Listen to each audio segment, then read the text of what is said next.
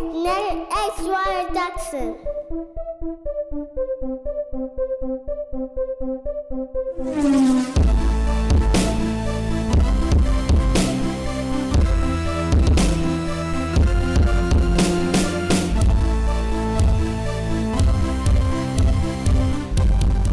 Welcome back into the Sean and Sean podcast. My name is Sean Usher, as you can see from that label below me. Right here is my esteemed co-host, Mr. Sean Cummings. We are two amateur podcasters who talk football and wrestling like we know what we're talking about. We missed the wrestling podcast. That's my fault. It's always my fault. But we will make that up to you. This one is for our scheduled football podcast. Sean, what you got for the people? Hey, what's up? And welcome back, football family. We missed you. It's been a while since we talked to you. I hope everybody enjoyed the Super Bowl. I'm glad I could be here. I'm glad you're co-pilot on this magic carpet ride. And it's the same two guys you've come to know and love. It's the same two amateur opinions that were thrown out there weekly. So welcome back. If you're new, if you stumbled across us by accident, hey, come on in. Take your shoes off. Make yourself at home. Stay a little while. Welcome. So speaking of the Super Bowl, so I had a shout out to me by a good friend of ours who apparently watches the pod. So I'm going to give a shout out to him on the pod here, Mr. Jacob Larson. Jacob wanted to hit me, asking me who won the debate on the Super Bowl, and I had to concede because I picked KC. You picked Tampa, and he's a big Tampa fan, so he had to rub that in on me. So it's fair. It's fair. It's okay. Nice. And real quick. Hey, Jacob, thanks for listening. And you know what's ironic is this jersey I'm currently wearing, not planned, by the way. Boom, this Bucs jersey, Chris Sims from 2006, 2007, was actually a joke gift from my buddy Jacob. After I had my spleen removed, he got me this jersey because Chris Sims, the season before, had his spleen removed after he got crushed by the Carolina Panthers. So, hey, another shout out for Jacob. Thanks. This wasn't even planned. I love this. So that's an interesting tidbit there, though, is you were in a major car accident. I remember this. It was just why you had to have it happen. Chris Sims got hit by a human being. I mean, maybe not like a regular human being. I can't remember who it was. If it was Julius Peppers, then it was like a car accident. So I give him some credit. I mean, that game, he was getting hit all game long, though, so he was getting hit repeatedly. True. I got hit once. I got lucky. I got hit once. It was a U-Haul, though. No, you say the same thing about Julius Peppers. Come on. This is true. But, also speaking of the Super Bowl, one thing I'd like to mention on this is some people were saying this is the least people have been interested in a Super Bowl in like forever. Well, they did pretty good in the ratings. I mean, they came really close to the highest ratings for Super Bowls ever. So, I mean, people were just really bored, or people still like football. Now, with that said, I also do think it was a boring Super Bowl, personally for me. Not because I was going for the Chiefs. Not because the Chiefs didn't win. You sure? Because they weren't competitive. It was because they weren't competitive. I would have liked to see some more fireworks on the Chiefs' end. I mean, I get the offensive line was banged up and whatnot, but I didn't expect the Chiefs not to do anything. And they didn't do much of anything. It was pretty rough out there for them. And, I mean, we got to give credit to that Bucs defense. I don't want to take away from Tom Brady. Tom Brady is Tom Brady for a reason. But that Bucs defense won last game, and they won this game. They suffocated those Chiefs and made it so that they couldn't do anything. So I mean that's all I'm saying there. Yeah, there's 3 TVs that need to be celebrated. First of all, there's the Tampa Bay Buccaneers, the organization, back to the Super Bowl, first time since 2002. They've won both times. Congratulations to the Bucs. I'm even more happy because I did pick them to win. But moving on, second TV that needs to be celebrated, Tom Brady. This guy is amazing. 43 years old, still playing at such a high level. It's incredible to think of. Incredible. And I'm going to get sidetracked real quick, but don't let me get sidetracked too far. So, you know how this season there's a big quarterback carousel going on, right? You have free agents, you have players possibly being traded. I mean, Stafford and Goff have already traded teams. You have people inquiring into Sam Darnold. You have people inquiring into Carson Wentz. You have rumored trades of maybe Deshaun Watson. It's crazy to think all these teams are looking for new quarterbacks. Now, really, of the bunch, who's the most exciting person there? Deshaun Watson. Sam Darnold's not exciting. Carson Wentz isn't exciting. They're not going to take your team to the next level. Think about this. A year ago, Tom Brady was not re-signed by the New England Patriots. They didn't even offer him a contract. Only two teams put any serious pursuit into him in free agency: Los Angeles Chargers, Tampa Bay Buccaneers. Those same teams that are looking for a quarterback this year sat on their hands last year when Tom Brady was available. What was the reason? People thought he was a system quarterback. People didn't think he could be successful outside of New England, outside of Bill Belichick. Now, for the first 12 weeks of the year, those people appeared to be right. Tampa Bay got off to a 7-5 start. It was rough. Tom Brady was throwing interceptions. People were starting to make the comparisons of Jameis Winston, Tom Brady, who's really the quarterback there, quarterback in that backfield.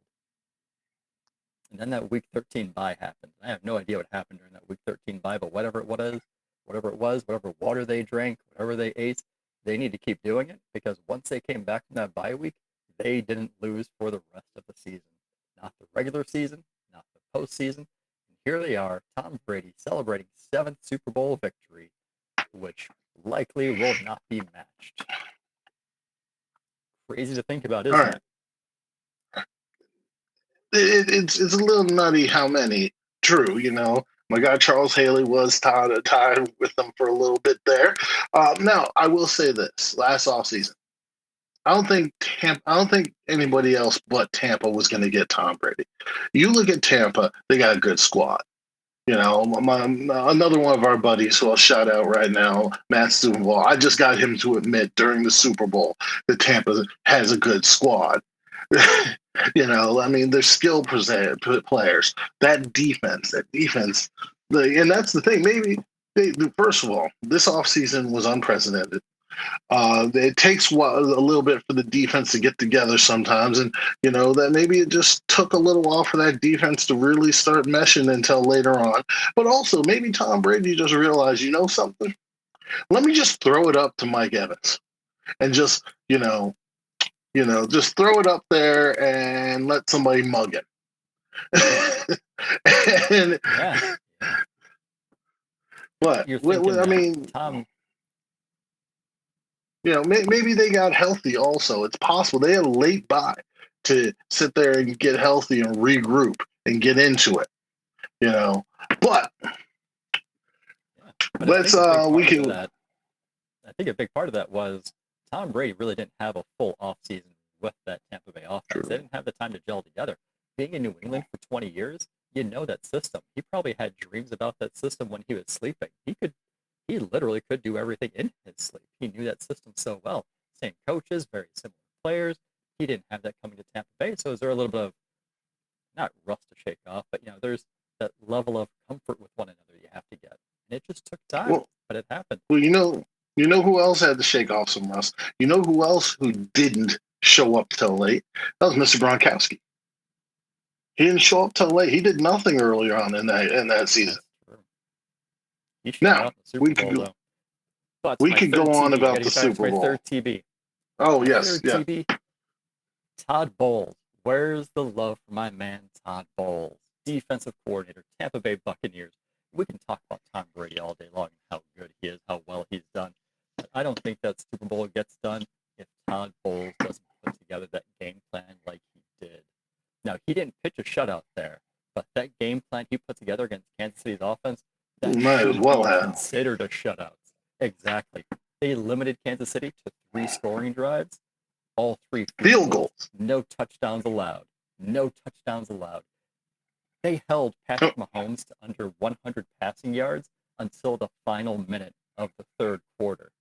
They were living in the backfield. That defensive front was harassing Patrick Mahomes all game long.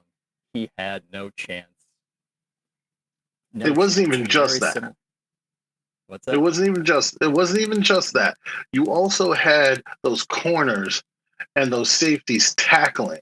You know, Tyreek, they tried to get the ball out quick, but Tyreek Hill, Mecole Hardman, Pringle, whoever they tried to get the ball to, they couldn't go nowhere.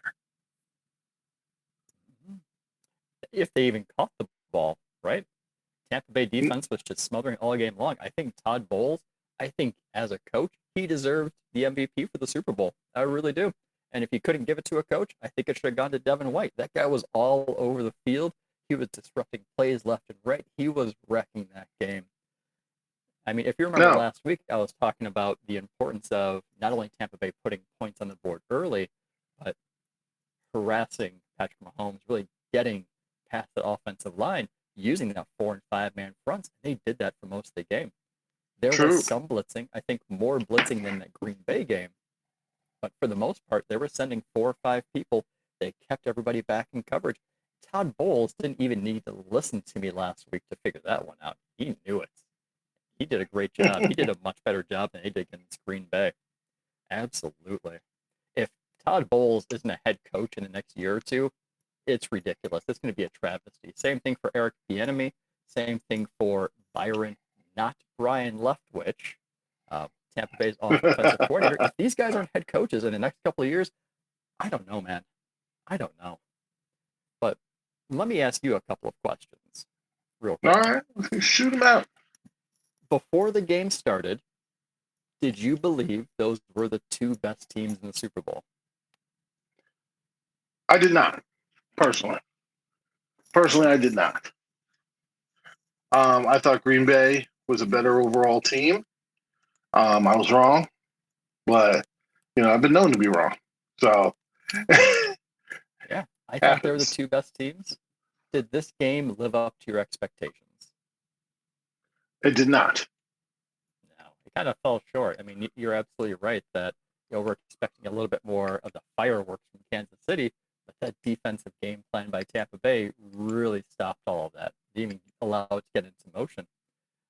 At what point in the game did you count out the Kansas City Chiefs? At what point did you say, well, this game's over, I can change the channel? Because for me, it wasn't until Patrick Mahomes threw that second interception in the final 2 minutes.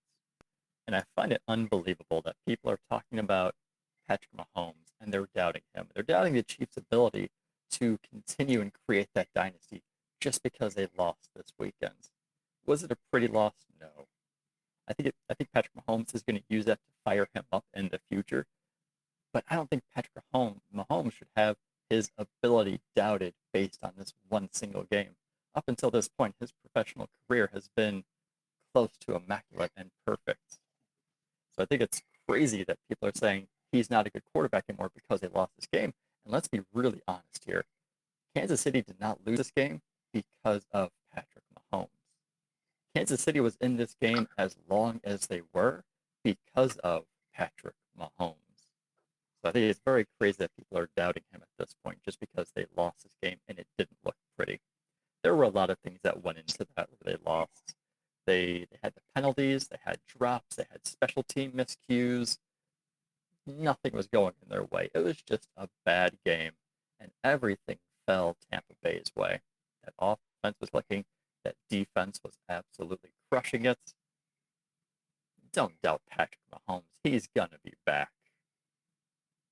Here's my thing with it. What do you think? I agree and disagree with you. Here's my thing. First of all, the Chiefs lost because of the Chiefs model. It's the same reason why they win. So next year, if they have those offensive linemen back or they fix some of those offensive line issues, it's a moot point because if you're able to protect Patrick Mahomes, it's going to be better. Another thing, Tyreek Hill dropped a touchdown from probably one of the most spectacular passes that you'll ever see in your life. Literally hit him in the helmet. Went through his hands straight into his face. So there's that.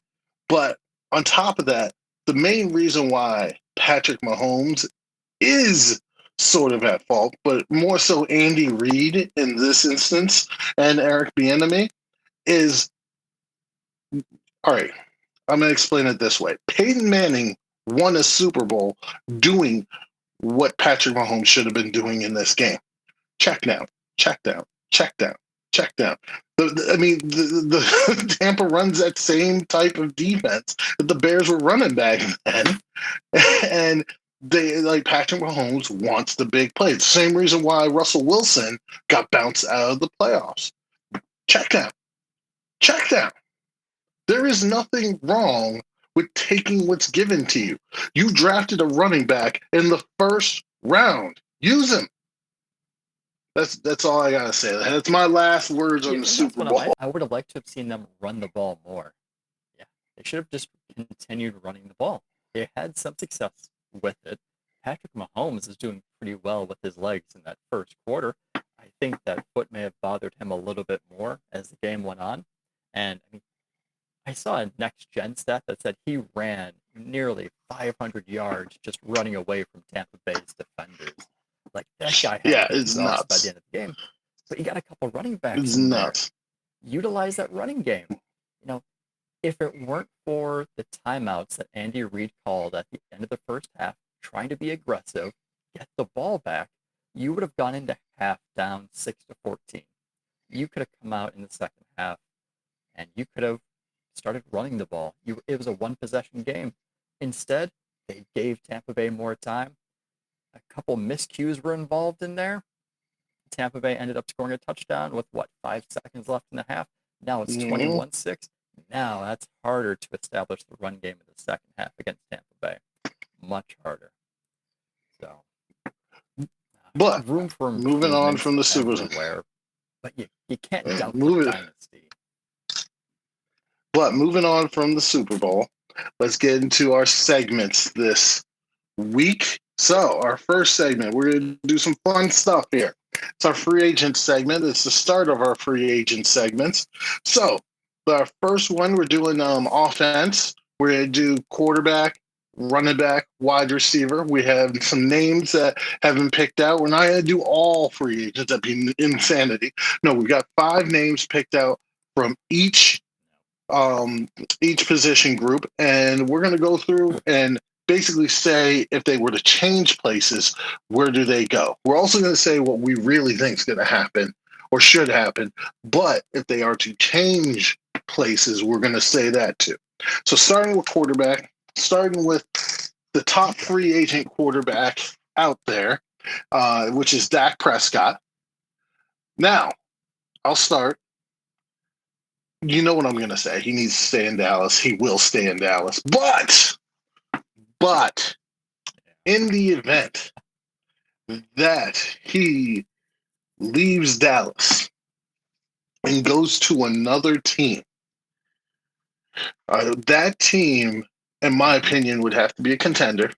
They'd have to have some solid weapons there.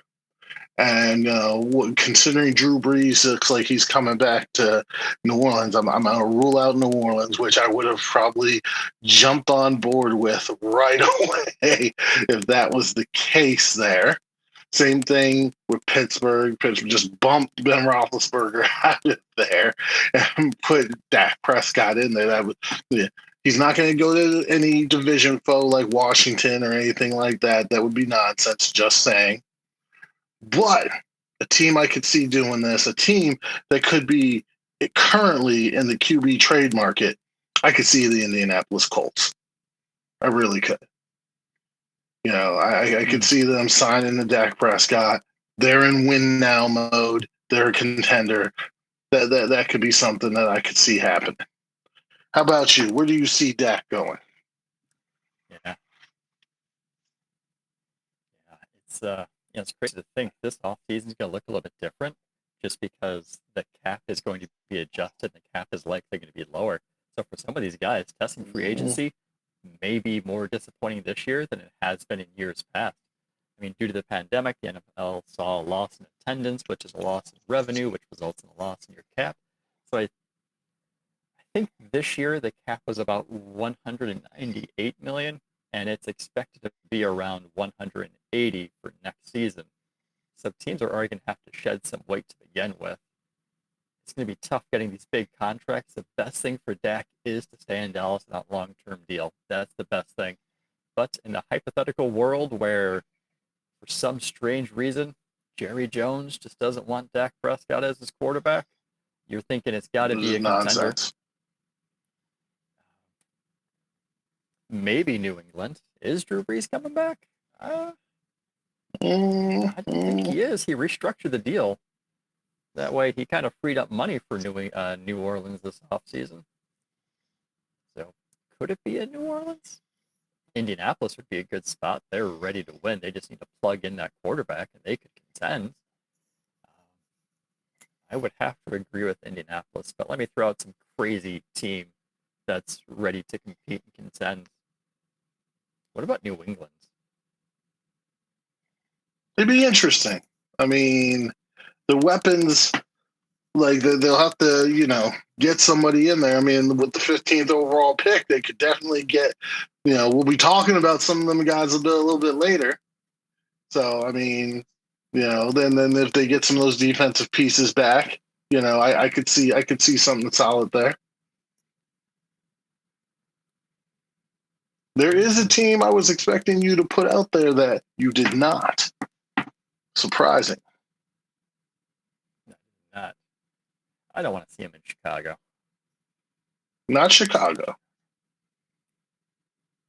San Francisco. San Francisco. Get those defensive pieces back. They've got some young pieces in the passing game there, and they got a solid offensive line. Now, They with they that, would. They would. I don't see San Francisco doing it though. I see San Francisco flipping Jimmy Garoppolo for another quarterback or them drafting one at 12, I think. I think that'd be more likely. I now, don't think they're going to invest a lot of money in paying a free agent quarterback. now you notice our energy wasn't in that because we just don't see it happening. we just don't see Jerry Jones giving up on one, a quarterback of Dak Prescott's talent, two, the moneymaker he is in marketing. I'm sorry, Jerry's a good businessman. He knows what he's got. But moving on to a guy who could and most likely will be moving on is Jacoby Brissett. I think Jacoby Brissett is possibly going to be too expensive as a backup for Indianapolis to keep. So they're either going to have to pay him starter money, which I don't think they want because they've been in the quarterback market this whole offseason. But I don't think he's going to be a starter anywhere. I see him more as a backup. And a team that I think he could go to and be a solid backup right now that could use a veteran backup is the Los Angeles Chargers. I pulled a U. Yes. I could see him going to the Chargers and being a solid backup there. Yeah, I don't think he's going to be a starter. With all the talent that's available, with teams willing to trade quarterbacks, with this crop of rookie quarterbacks coming in, I find it really hard that Jacoby Brissett's going to land himself a starting job. It's his best chance is a backup job, maybe hoping the starter gets injured. Maybe he goes to a team like New England. Like, I think I'm going to keep throwing New England out here just because they're quarterback needy. Bill Belichick likes his veteran quarterbacks. And New England originally drafted him in the third round. So they saw some promise in him. Maybe they bring him back. Brian Hoyer's not getting it done. Jared Stidham's not getting it done. I mentioned that last week or the other week too. Hey, he's going to be cheap. He's not going to command nearly the amount of money he got from Indianapolis. It's going to be significantly less. So he's going to come on a cheap deal, but that's all he's got. Now, Go home, Jacoby. Go home. our next quarterback who is going through a divorce, his he walked out of the his end press conference was basically saying there's a divorce coming. That is Mitchell Trubisky coming out in his end press conference saying they need a culture change in Chicago. Whoa, Mitchell firing shots.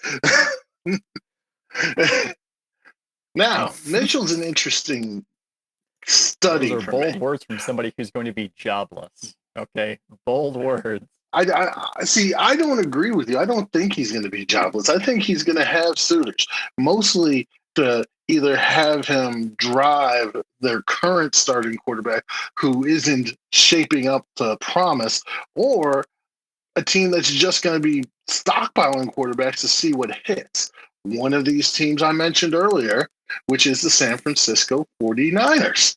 I could see them drafting a quarterback and signing a Mitchell Trubisky and having a competition there just because, you don't necessarily want to go in thinking rookie quarterback. There's a lot of stuff that can go wrong there. You want a veteran presence in there to maybe drive one of the two.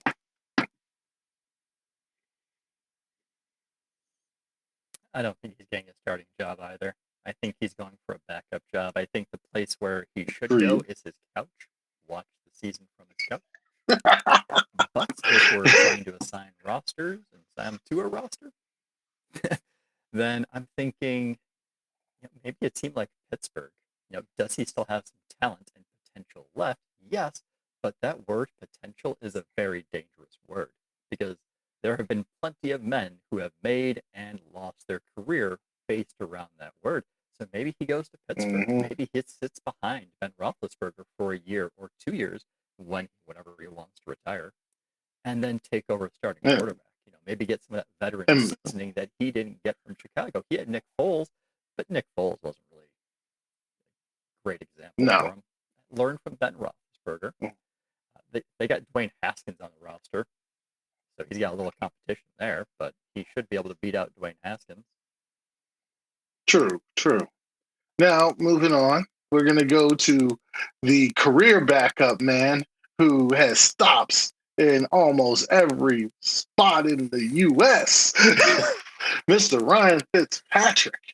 And I have him staying in Florida, but not on Miami. I have him moving a little further out to Jacksonville to, be that veteran presence for Trevor Lawrence. It'd be a veteran quarterback for Urban Meyer. Urban's a strategist like that. I could see him getting along with Ryan Fitzpatrick. And Ryan Fitzpatrick's a team guy. Regardless of what goes on, he's always for the team. He'll be a constant professional.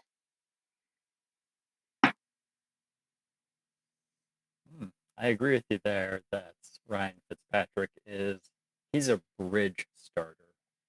He's that guy who gets you through like the first 6-7 weeks of the season as your starter while your rookie develops. So very reasonable to expect him to go to a team that's going to draft a quarterback.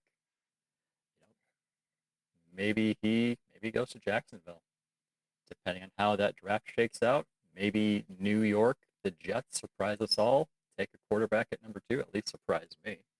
I've been trying to fight for Sam Darnold's job, probably more than Sam Darnold's trying to fight for his own job. So if they decide to go a quarterback at number 2, maybe he goes back to the New York Jets. He can help Zach Wilson learn a little bit before Zach Wilson takes over. And maybe because I haven't connected enough Zach Wilson or Justin Fields. Maybe he's that veteran quarterback to go to New England. Or Justin Fields, you're right. All right, last quarterback. This is probably the most polarizing quarterback on this list. We got Jameis Winston, a guy who I still think has all the talent in the world. I don't know what's going on upstairs. Let it be from stealing crab legs to whatever you do in an Uber to eating a W. I don't know what's going on here, but this dude, if he got it right, he could be a dude. And I don't think he's going to be in New Orleans. I think he might have taken it personally, what happened with the having Taysom Hill play over him. And I think he'll try to possibly go to another team that may need a starting quarterback. And there's some good teams out there that could possibly bring James in. Um, one team just for fun, just to throw it out there. I mean, truthfully, I would go more with like an indie who, get Frank Reich, who could probably reel him in, an offensive-minded type guy. But just for fun, let's say Jameis Winston ended up on the Bears.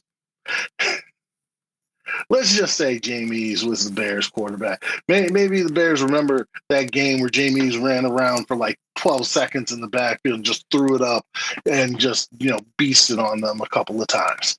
It would be a lot of fun, good and bad, to see Jameis Winston on the Bears, and it would bring a lot of excitement to Bears football. This isn't Jay Cutler we're talking about here, where there's no personality. This is Jameis Winston will be fun on and off the field. I guarantee it.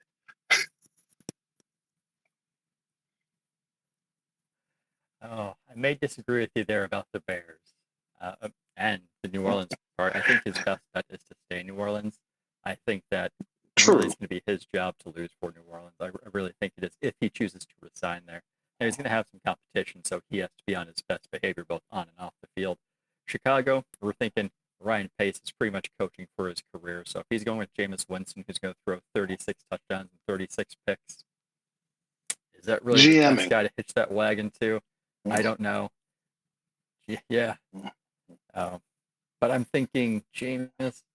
I would think either Washington or maybe even Denver.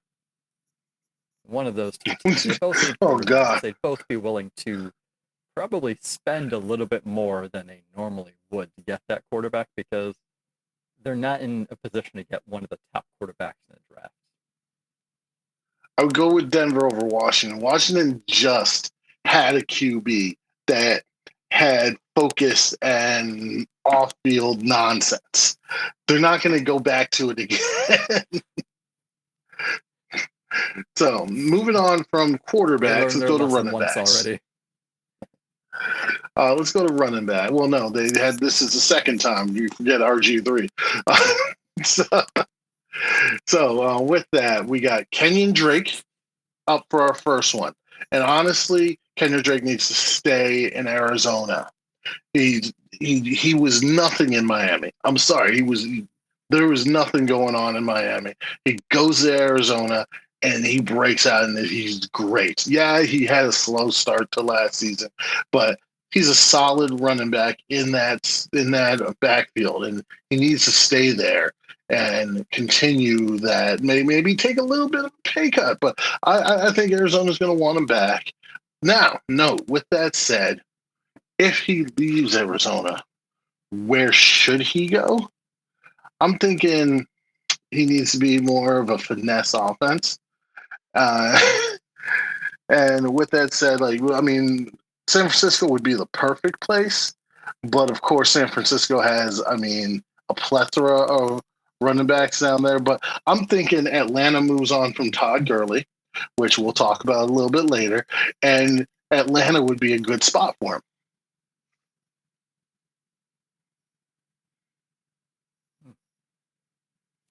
I think it's going to be really challenging for the running backs this year. Really challenging because how many teams really need a running back and how heavily do they rely on one individual? So I think that's going to create a problem for any and all running backs who are becoming free agents. Kenyon, you're thinking he's good at running. He can catch the ball. So you're looking for a team that throws the running backs. You want to fully utilize them. And that's what Arizona didn't do this past season. They didn't get him very involved in that passing game, which I thought was surprising. Now, maybe it's a team. Would it be a team like the Jets?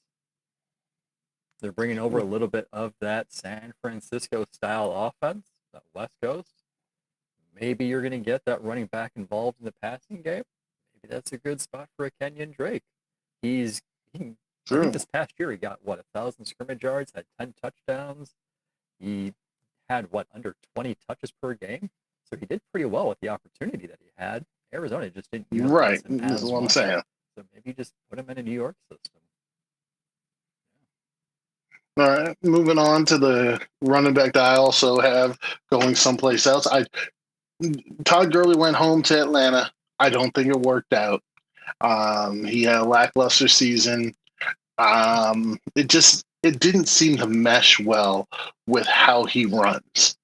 I don't think it was a good fit.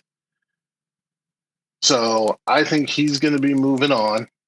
A good team for him to actually go to move on is the team that you just said, in my opinion, is maybe the New York Jets. I see the Jets also drafting a running back, but maybe having a veteran presence there for a quarterback to lean on. Todd Gurley's got good hands, like you were saying, with the passing game. And maybe, with the Jets, he does a little bit better.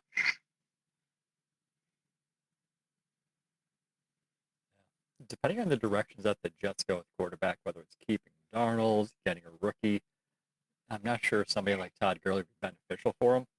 He's got some wear on those tires, right? This is He's got a true. lot of usage. And, I'm a beneficiary of that. I rode him in fantasy football for years. Very successful. Thank you, Todd. I appreciate everything that you did. I hope you find a new home soon. I don't think it's going to be the Jets. Maybe a team that uses a committee approach at running back. Seattle wants to run the ball more. They like their veteran players up there. Maybe a team like Seattle just pound the ball.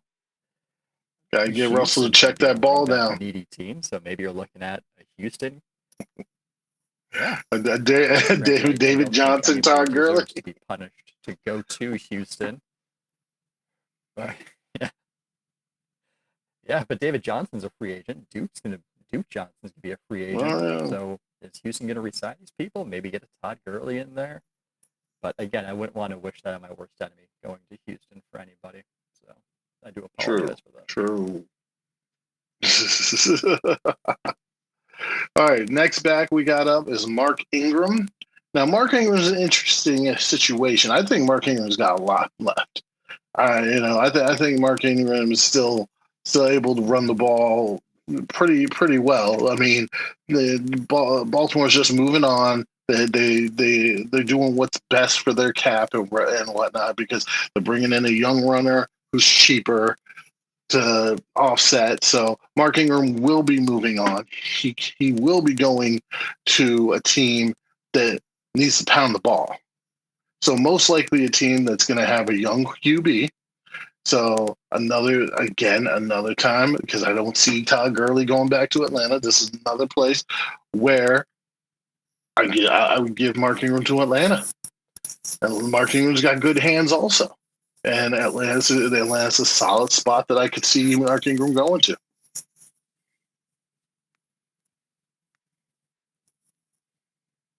Yeah, I mean, you're thinking Mark Ingram, he's not your bell cow. He's not going to steal the show. He's going to be part of the committee. Maybe something like Atlanta works for him. Maybe it's something like Pittsburgh, or even again going back to the Jets. I mean, we're trying to think, all of these teams, how many teams are running back needy? And how much need is there with them? So it's going to be a little bit tougher for these running backs. But there's a team that we didn't mention, also a committee. There's also a team we didn't mention. Now, note their cap situation makes it so that they're not likely, but a team that would probably easily use Mark Ingram in a committee approach would be Philadelphia.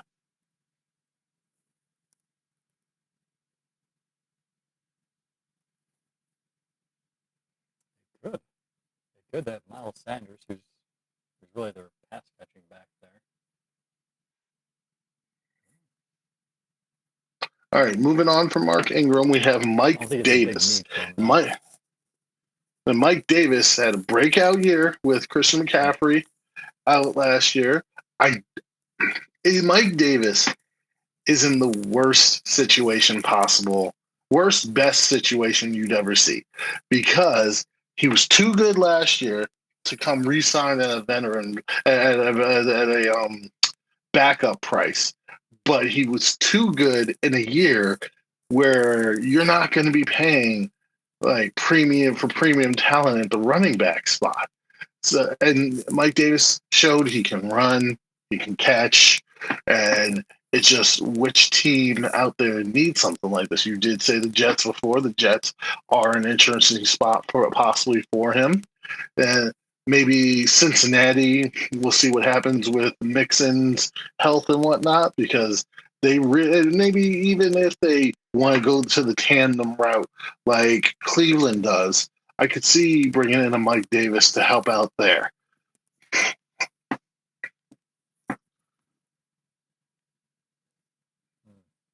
I think his destinations for me would be pretty similar to Mark Ingram. I think those two are going to be pretty similar with who's looking to sign them. It's fair. No, nothing more on Mike Davis for you. Now, okay, so we got the one next coming up that Sean's been looking forward to. He's been looking forward to talking about our next one. The one technical bell cow out of the group, which is Aaron Jones. Yes, Aaron Jones, the Packers running back. The Pack is most likely not going to re-sign him, even though they probably should, but I'm guessing they won't, considering some of the moves that they've made recently. That's not going to happen.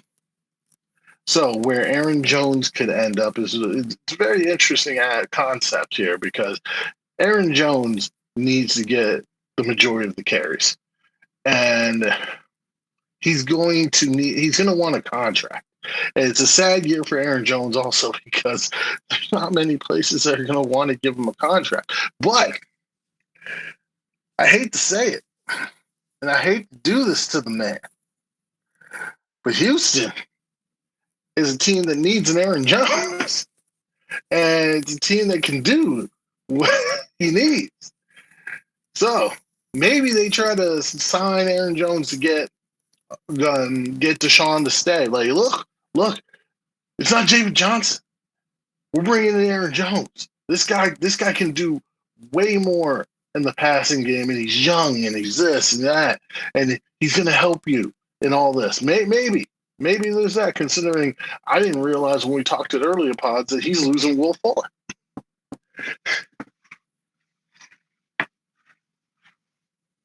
So, any thoughts on your boy Aaron Jones? He put up another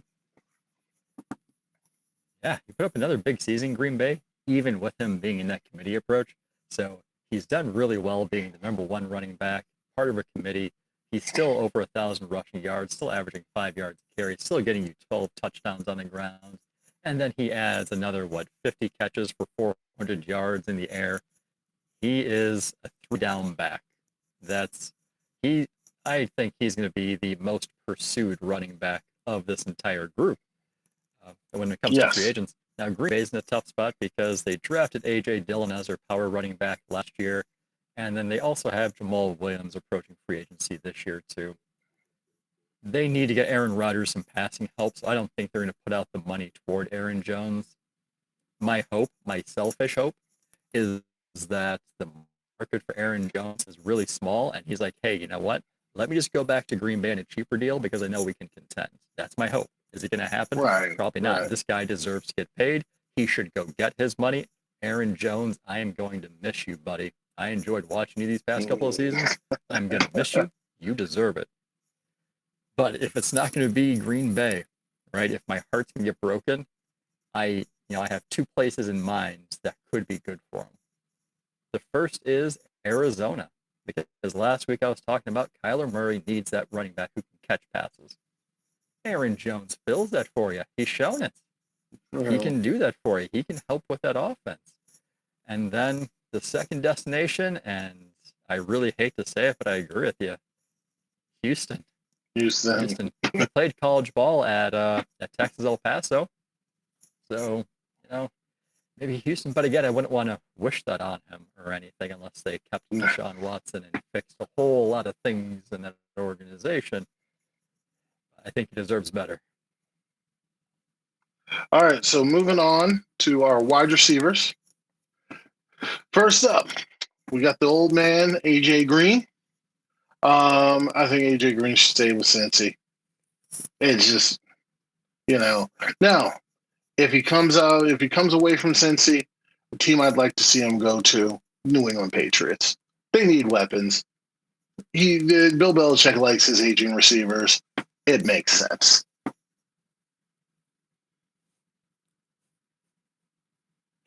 kind of agree with you there. I think New England would be a good match for him. If it wasn't New England and if he wasn't staying in Cincinnati, maybe you got to consider a team like Baltimore, division rival. They need wide receiver help. They need good wide receiver help. He's not going to command that big of a contract because, I mean, let's be really honest, this offseason is going to be a good crop of wide receivers when it comes to the draft. And it's also strong in our free agency class. Green Bay, you should take note of that. But, it's going to be a big class. Is he can get the money that he wants? I don't think he is. So maybe he does look for New England. Maybe he looks for that Baltimore team, a team that's getting to the playoffs because what has eluded him all of these years? Playoff wins. All right, so funny thing you bring up Baltimore because our next guy I don't have re-signed with Chicago. I think he's soured on Chicago, and I have him going to the Baltimore Ravens because what are they missing? And what did they have the last time Baltimore was like good in the passing game? They had a big-bodied, tough possession receiver. And I don't want to just label him a possession receiver. He's more dynamic than that, but he's a big body receiver that catches everything and gets open. And he makes contested catches. Be perfect in that Baltimore offense. We already know he can catch passes from inaccurate quarterbacks, so it just makes sense. Oh yeah. Oh yeah. Even with the up and down quarterback in play in Chicago these past couple of years, he's averaging what 100 catches, 1,200 yards, 6 TDs. Like he's putting up numbers regardless of who's throwing him the ball. Like I could be back there throwing the ball. He's still going to end up with 100 catches on the year. That's how good this guy is. You're thinking, what are our wide receiver needy teams now? One of them is going to be Chicago. Could he stay in Chicago? Possibly, but they got to land Mm, a quarterback before free agency begins. Because if they don't pull the trigger on a quarterback move before free agency, he's gone. He needs to get out of there. He can't wait for Chicago. But who needs a quarterback? The Jets, whether they trade for Watson, whether they draft Zach Wilson, Justin Fields, whether they keep Sam Darnold, you need some wide receiver help there. So maybe that Gotham green jersey is going to be just as good as that Gotham green money that he's going to get when he's there because they got a lot of cap space. They can give him what he wants. this Other is teams true. that need wide receivers could be Miami. Miami needs some wide receiver help, and same thing with the Washington Redskins. I think some of those teams could really go for his services. Redskins, you mean football team? Oh man, I did that, didn't I? Oh, Yes, you the did. Washington football team. Well, there's there's another error for the week. All right. Don't worry, I'll edit it out. Well, I'm gonna have fun with this one.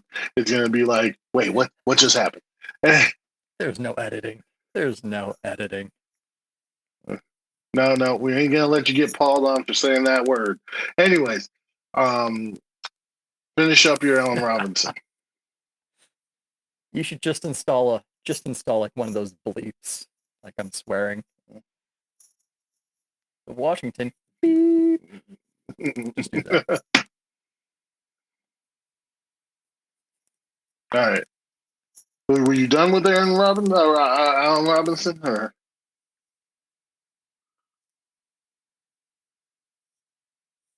I'm as done with Allen Robinson as he is in Chicago. Yeah. all right. Next one, Kenny Galladay. This is an interesting one. Should Detroit keep Kenny Galladay? Hell's yes. Will Detroit most likely keep Kenny Galladay? Probably tagging. But if Kenny Galladay is to leave Detroit, there is a team that is not super far from Detroit that should, could, and may not, but most definitely needs to think about getting a Kenny Galladay. I think you got the logo on your hat over there. Yes, the Green Bay Packers. need to get Kenny Galladay to pair with Devontae Adams. That would create probably the best duo in all of football. And how are you stopping Green Bay now? How are you stopping them?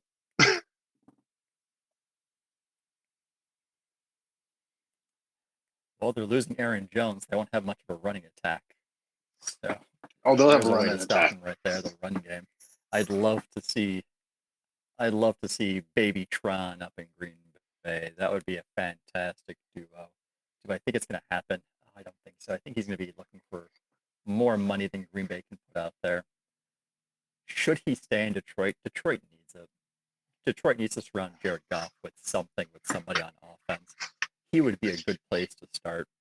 Are you going to get him to a long-term deal? I could see the franchise tag maybe this year while they work on one. No guarantees there. What could be more reasonable is that they re-sign Marvin Jones to pair with the number 7 pick, who could be a wide receiver, and they start to build that way. That way they're not spending as much money on that wide receiver position. But if he leaves Detroit, as much as I'd love Green Bay, don't think it's going to happen. I'm thinking the Jets. I'm thinking the Washington football team. See that one? Maybe the other team in New York, the Giants, or maybe a team like the Jacksonville Jaguars, who are like, we're getting this new quarterback, this new shiny toy at number 1. Let's get him something to throw to. That could be something. That could be something. But I love how this works. Speaking of the Jacksonville Jaguars, and our next guy upcoming is about to get his bag. He's about to get his money. He's got his Super Bowl ring. Yeah, he could do a team-friendly thing. Or, yeah, they probably are going to tag him. But if he gets out there, he wants his money. I see him moving. Send him to Jacksonville. Mr. Chris Godwin. Go prove he's a number 1. Go prove that he can do it without Mike Evans. And that would open that offense up big time. I could see him in Jacksonville just, yeah. And staying in the state of Florida.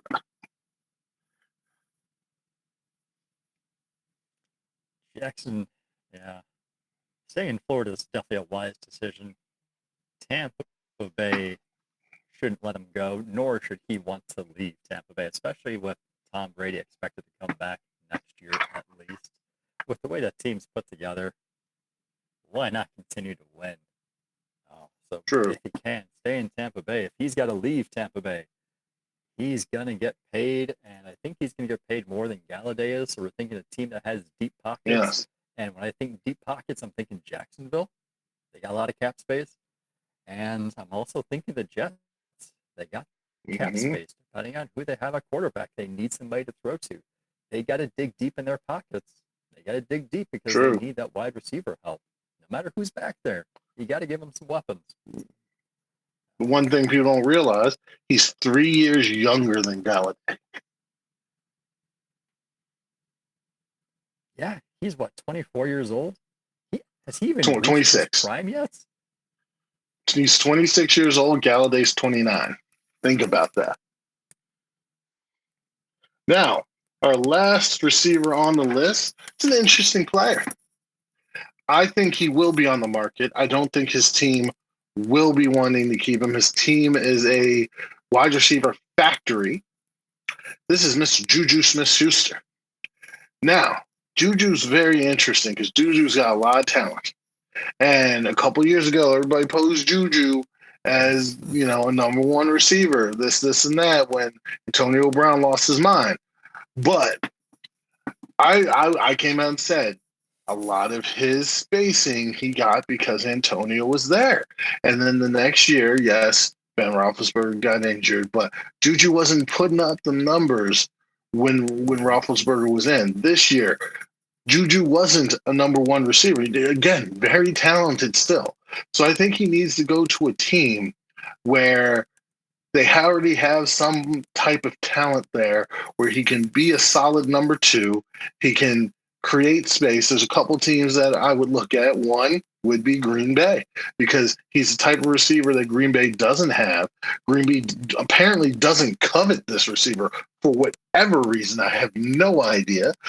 But the question is, can Green Bay fork over the money for that? Another team that would be very interesting, because they could grab this type of player in the draft, or they could use that pick on someone else and they can pick up Juju, which would be the Miami Dolphins.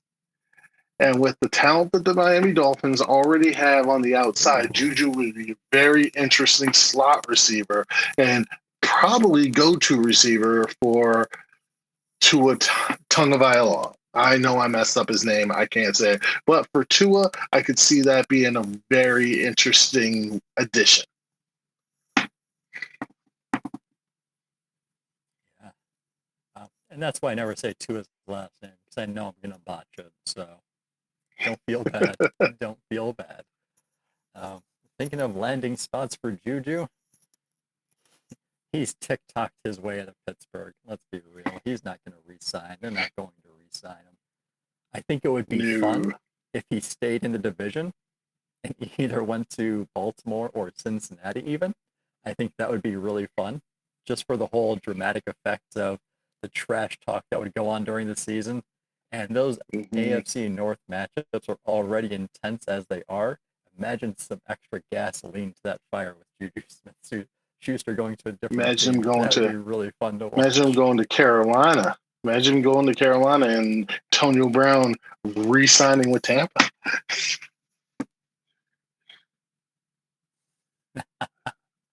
Yes. But where do you see him going?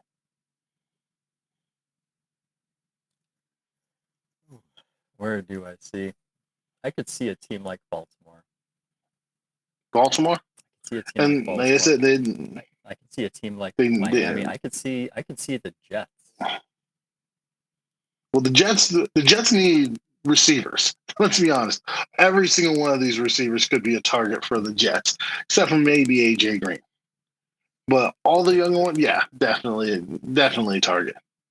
Speaking of wide receiver targets, we're going into our next segment, which is our draft segment, where we're going to put forward our top 5, starting with the 5th, of our wide receiver draft prospects. Now, I'm guessing our top 5 is going to be very similar, but the order is going to be different.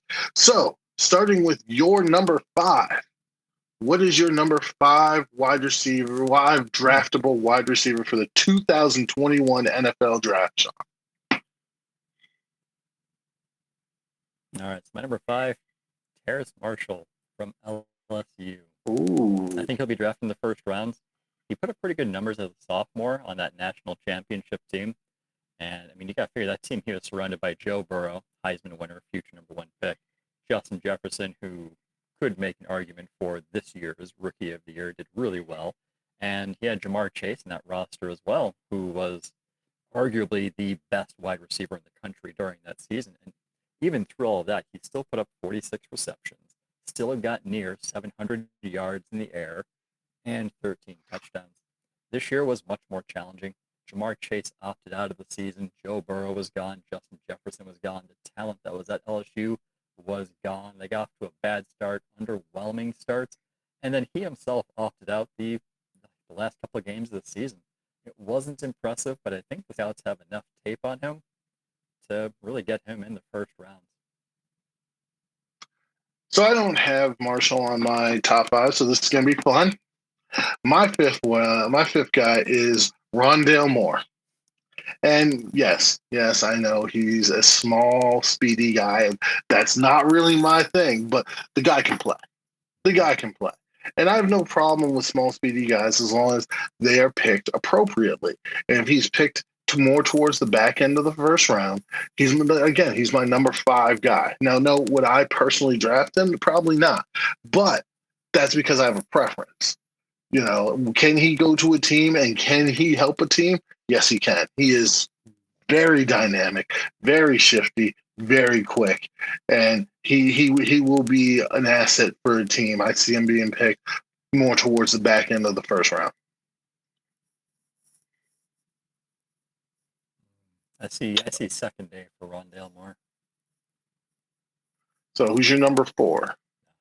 Prove me wrong, Rondale. Prove me wrong.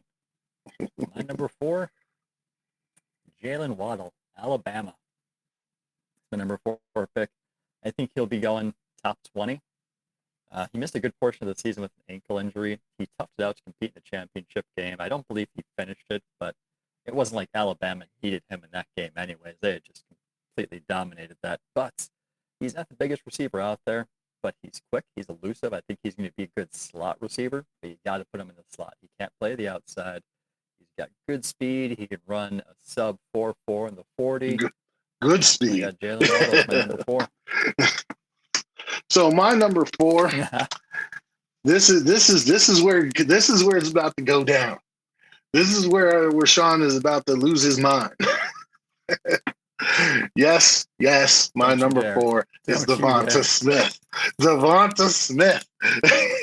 The dude is technically refined. He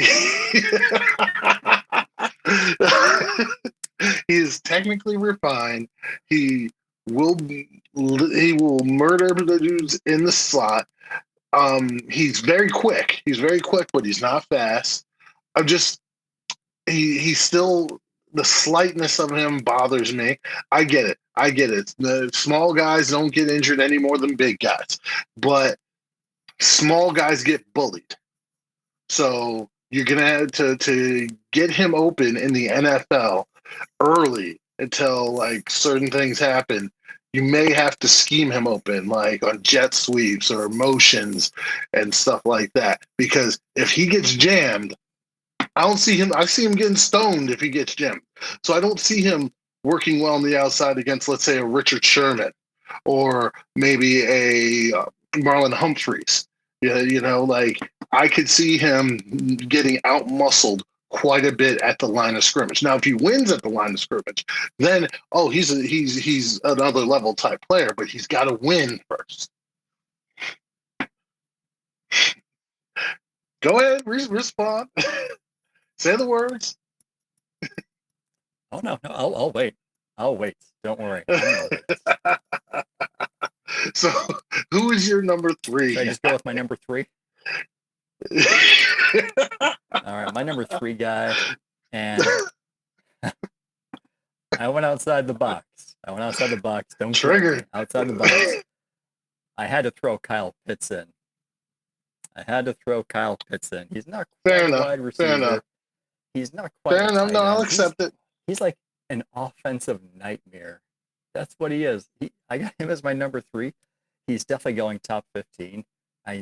He's got similar size to Mike Evans, 6'5" in a 230 range. We see how well Mike Evans has done in the pros. He could be that big slot receiver in the NFL. Like, think of Jimmy Graham in the New Orleans system. That's what I can see with Kyle Pitts. I think he's a little bit more refined than Jimmy Graham, to be honest. I think his route running is a lot better. Now, note, just to state, if we were going that route, I would have put Kyle Pitts at number 2. That's how much I like Kyle Pitts. Kyle Pitts is a legit tight end prospect. He is as close to a guarantee at the tight end position as you can get because, let's be honest, the tight end position is very hard to gauge. But I'll agree with you there on the Kyle Pitts one. I'll allow it. So my number 3 guy is Rashad Bateman. I love this guy. I love his size. I love his ability with contested catches. I think his speed is going to be a lot better than what people think. I know he opted out, but there's enough tape on this guy for you just to know this guy's going to be a stud. This is the next Allen Robinson type receiver. We spoke about Allen Robinson earlier. This guy is not unlike the guy that I triggered Sean with earlier. Rashad Bateman is not going to get bullied at the line of scrimmage. He's going to be able to fight off those jams and get open.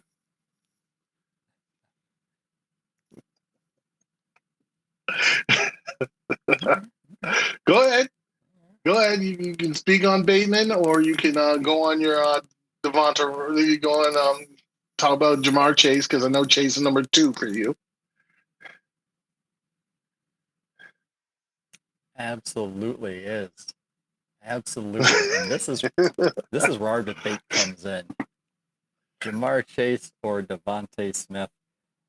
For me, it's Devontae Smith. But I'm going to start with Jamar Chase, my number 2 receiver. He's going to go top 10. He decided to opt out of this 2020 season to prepare for the draft. It was a wise decision. I mean, look at all the talent that had left LSU. If he had gone back, it would have been an underwhelming year. It would have damaged any draft stock that he had from the 2019 season. So, business move, wise decision. I can't hate on that too much. He made a decision best for his future. His sophomore year, he was by far the best wide receiver in the country. But he was also on a pretty stacked roster. Joe Burrow throwing him the ball, Justin Jefferson on the other side of the field, even Terrace Marshall getting in on some fun too. That was a very dangerous LSU team. But I think there's a lot of good tape on him. I think he's going to be a little bit rusty this year by not having any of that live in-game action for the entire season. He missed that reps. So he's my number 2. Mm-hmm. Mm-hmm. Now, I will speak on Jamar Chase when we get to my number 1. Number 1. But my number 2 is guy you put at number 4. It's Jalen Waddle. And I put him there because of his size and speed combination. Jalen Waddle, he's 5'11", and 5'11", I think he's 205 pounds, is it? That's not a small dude for a guy who they believe is going to... He's 5'10", 182. 182. I'm sorry. Still, getting in the 180s, even though because your guy's 170, what? But getting in the 180s and 5'10", I guess they adjusted. It used to be 5'11", and running a sub 4.4 because they believe he can run a sub 4.4. That's blazing fast. Now, note again, just to use my own argument here, I worry about him getting jammed. I worry about him getting jammed because Henry Ruggs had that problem this year, getting jammed. Jerry Jeudy did not have that problem as much, but Henry Ruggs had that issue. So I worry about that aspect there, but I actually do think you can put Jalen on the outside. I do think he can win there. It's just, how much can he hold up there? That's these Bama receivers I wanted there. And then you talk about with Jamar Chase about having all the talent around them. Well, let's talk about these Bama guys with all this talent around them and how much they do with all the talent around them. Just saying, right there. But go ahead. Yeah. Go absolutely. Redeem your boy. I'd love to, because we're talking about my number 1 receiver now. Now we're talking about Devontae Smith, and the next time you say his name, you better put the respect on it that it deserves. This is the Heisman-winning Devontae Smith. He's got the hands. He's got the route running. What's the knock on him? The knock is his size. He's 6'1", 175. I think of a Hall of Famer who played the game at a similar size by the name of Marvin Harrison, who was 6 foot. He picks the one out the book. Not much bigger. He made himself a Hall of Fame. The one out the book. The one. That fits. All right. There we go. Cherry pick. Devontae Smith returned for his senior season, even after having a solid junior year. Now, a junior year, he was overshadowed by Jerry Jeudy, by Henry Ruggs, but he still put up 1,200 receiving yards. He still put up 14 touchdowns. Yeah, he had Tua throwing him the ball. But let's fast forward to this year, this season. Ruggs is gone. Judy's gone. Tua's gone. What has he got left? He's got Mac Jones, and he's got Jalen Waddles. But Waddles missed most of the season, so he did all of the damage as the number 1 target in that receiving game. He led the nation, 117 receptions. He led the nation over 1,800 yards receiving, and he led the nation with 23 touchdowns. He got the triple crown of wide receivers. Got the triple crown as the number 1 target. And even if you want to make the argument that not all the teams played this year, not all the players played this year, I looked at his stats. I'm I not. compared him to the I'm past not. 3 years. He would have won the Triple Crown in each of the 4. So if I'm, you're I'm not going not. to I'm use his not. size, I don't think that's going to. Here's the thing. Here's the thing. You throw out all your stats you want. First of all, you didn't mention the other guy on the team. You said all he has is Mac Jones. All he had. Throw some respect on Najee Harris, my friend. Do not forget about Najee right there. Do not forget they got other receivers on that squad who are looking to be first round picks. Let's I don't not forget just about play Najee. that Najee is game my there. number 1 running back. I got the respect for him. I'm just Look, saying, don't if we just look say at he didn't have other 2019's guys. LSU team, who's the running back? Who's the running back on that LSU team in Called 2019? Edwards-Helaire. He just I'm played in not the Super saying that Bowl. he didn't have anybody. I'm not saying that Jamar Chase did not have a team around him, but drafting receivers is not just about college production. College production is just one part of the because there are plenty of guys. Tim Tebow had college production. See how that worked out. Now, my guy Jamar Chase, my number one guy. First of all, there are multiple examples of Jamar Chase type receivers out there. Let's be honest there. I don't need to go into examples because there are plenty of examples out there. He wants to cherry pick and drop names like Marvin Harrison. I'll let him do it. But we already know Jamar Chase, for his size, he has very good speed. He proved it last year going against top tier corners how he can make him look silly. And I'm talking about lining up against them and going at, not getting schemed open. He would line up and go. I'm not saying Devonta can't do it. I'm just saying Devonta gets schemed open more so than not. And there's nothing wrong with that.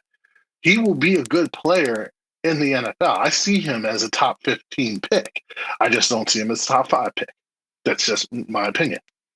I see Jamar Chase as a top 5 pick. He's got size, he got speed. He will not get bullied at the line of scrimmage. He will be a number 1 receiver. I don't know that Devonta Smith will be a number 1 receiver. I know that he will be a really good complementary player. I can see that, but for him to carry an NFL passing game, I don't see it.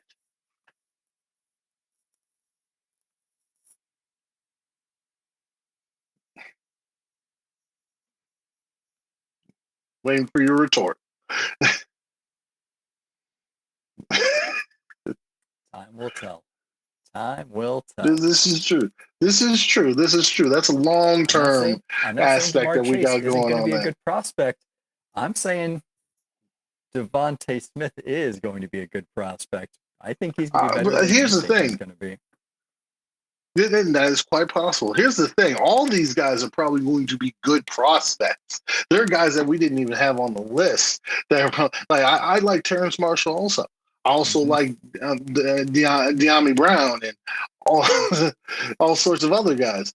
But for our top tier, this is where we're at here. And mine and your big argument at the top here is Jamar Chase versus Devonta Smith. And we'll see how it goes. My top 4 guys could be interchangeable. Let's be honest. It's my number 5 guy. That's where. But my top 4 guys literally nearly could be interchangeable. My top 3 guys are definitely interchangeable between Devonta Smith, Rashad Bateman, and Jalen Waddle. Any of them, I'm not mad who goes over who, to be honest, because these are all Studley type prospects. A team is going to be happy getting these players. I just want them to go to the proper situations that they need to go at the proper place.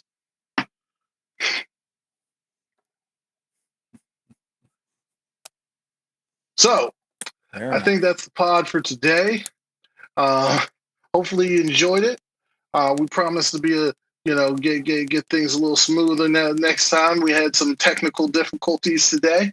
But we'll be signing off now. Sean, any words of wisdom for the people? Thanks for letting us in your ears again for another week. We appreciate you coming back. I'm pretty sure we fixed this audio issue, so hey, you guys can hear us now, which is fantastic. That's a great thing. And as always, remember, wash those fruits and vegetables. Be careful while handling power tools.